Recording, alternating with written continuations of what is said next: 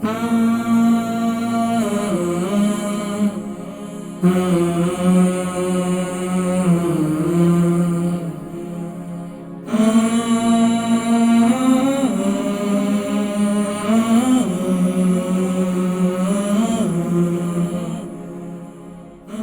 الله الرحمن الرحيم. اللهم صل على سيدنا محمد وعلى آل سيدنا محمد وبارك وسلم وصل عليه.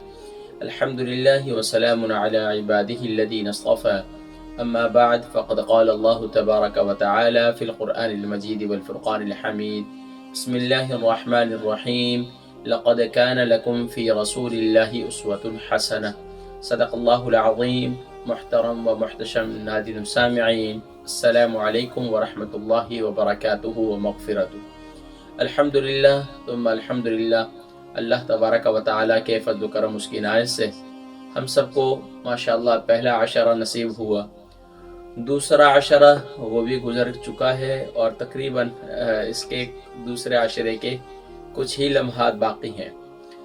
حضرات کرام، آج 19واں روزہ ہے۔ ہم نے 19ویں روزے کی کیسے حفاظت کرنی ہے اس پر توجہ دینے کی ضرورت ہے، کیونکہ یہ مغفرت کا عشرہ ہے۔ مغفرت کا عشرہ بھی اپنے اختتام کی طرف بڑی تیزی سے بڑھ رہا ہے، لیکن کس نے اب تک کیا کھویا کیا پایا، ہر ایک شخص اپنے بارے میں بخوبی واقف ہے۔ بہرحال وہ حدیث مبارکہ بھی ذہن میں رہنی چاہیے کہ حضور اکرم صلی اللہ علیہ وسلم نے ارشاد فرمایا کہ جس نے ماہ رمضان مبارک کو پا لیا اور اپنی بخشش و مغفرت نہ کرا سکا تو وہ شخص تباہ و برباد ہو جائے۔ جبریل امین نے بد دعا دی اور نبی کریم صلی اللہ علیہ وسلم نے اس پر آمین فرمائی۔ اللہ اکبر۔ جب بھی یہ حدیث مبارکہ پڑھتا ہوں تو یقین جانیے کہ عجیب سی ایک کیفیت ہوتی ہے، دل و دماغ کے اندر کچھ اور آتا ہی نہیں۔ بہرحال اللہ تبارک و تعالی ہمیں مغفرت والے اعمال کرنے کی توفیق نصیب فرمائے۔ اب اس کا تعلق چاہے حقوق اللہ سے ہو اور چاہے یا حقوق العباد سے ہو۔ بہرحال ماہ رمضان مبارک میں ہم حقوق العباد کو سیکھ رہے ہیں اور حقوق العباد کی پریکٹس کر رہے ہیں۔ حضرات کرام، میرے سامنے ایک پیاری حدیث مبارکہ ہے جس کے راوی سیدنا ابو ہریرہ رضی اللہ تعالی عنہ ہیں۔ پیارے کریم آقا علیہ السلام کے پیارے صحابی سیدنا ابو ہریرہ رضی اللہ تعالی عنہ ارشاد فرماتے ہیں کہ پیارے کریم آقا علیہ السلام نے ارشاد فرمایا کہ موسیٰ ابن عمران علیہ السلام نے اللہ تعالی سے سوال کیا کہ اے میرے پروردگار، تیرے نزدیک سب سے زیادہ کون محبوب ہے، سب سے زیادہ تیرا پسندیدہ کون ہے، سب سے زیادہ تیرا عزیز کون ہے؟ اللہ اکبر۔ تو اس پر اللہ تبارک و تعالی کی طرف سے جواب آیا، میرے نزدیک میرا پسندیدہ شخص وہ ہے، میرا عزیز وہ ہے، کل قیامت میں ہوگا۔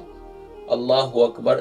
جو شخص انتقام پر قادر ہو اور وہ انتقام کو چھوڑ دے، یعنی کسی کو معاف کر دے۔ حضرات کرام، یہ بڑے دل گردے کی بات ہے، ہر ایک کے بس کی بات ہی نہیں۔ ایک شخص ماشاءاللہ کسی عہدے پر ہے، کسی منصب پر ہے، وہاں پر اس کا اختیار چل سکتا ہے، وہ اپنا اختیار استعمال کر سکتا ہے۔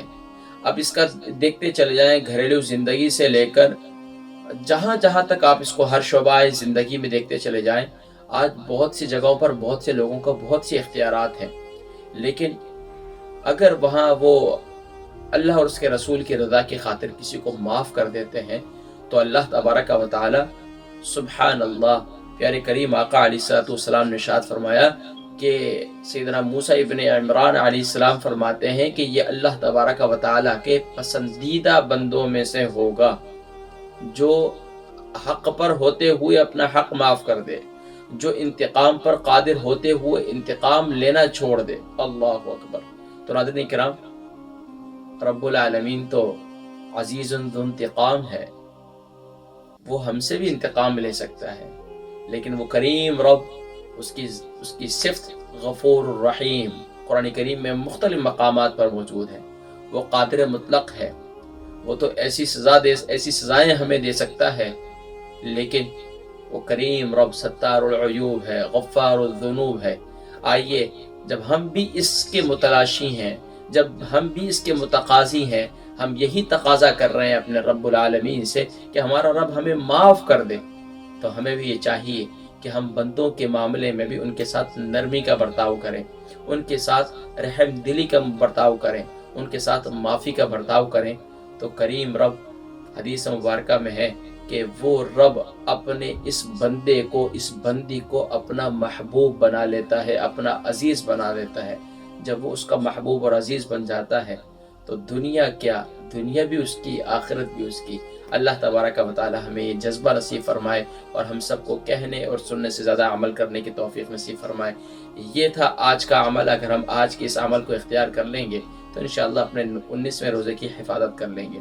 اب 20واں روزہ دوسرے عشرے کا آخری روزہ ہوگا، ہم نے اس کی کیسے حفاظت کرنی ہے اس کا ذکر انشاءاللہ کل کی نشست میں کریں گے۔ اپنی دعاؤں میں یاد رکھیے گا۔ السلام علیکم ورحمۃ اللہ وبرکاتہ۔